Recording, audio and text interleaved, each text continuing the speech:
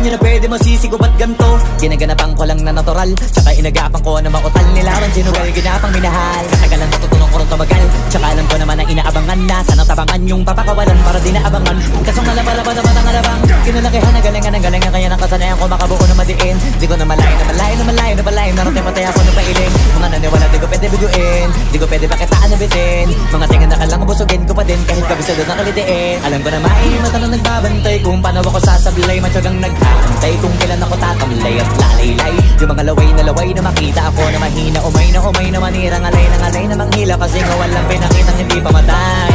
Kung napasarap mag-rap ang daming nagbago. Daming nagbago mula nung kilalanin ng tao. Daming nagtulak sa'kin palaging maging ganado. Palaging pakado pag kumalaw palaging planado.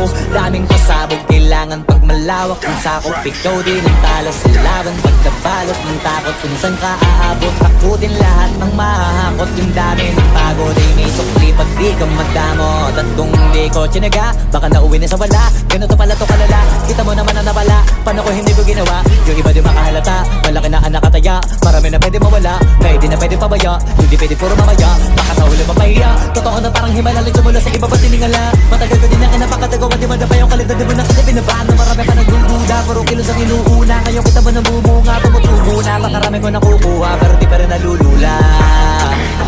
Tas sa ugali wala pa rin binago. Tao pa rin pag umaharap sa tao.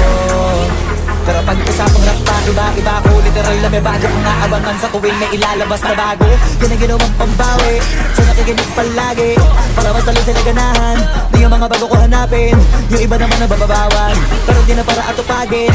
Di kasi nila maunawaan, na yung bulsa ko pinapalalim. Kahit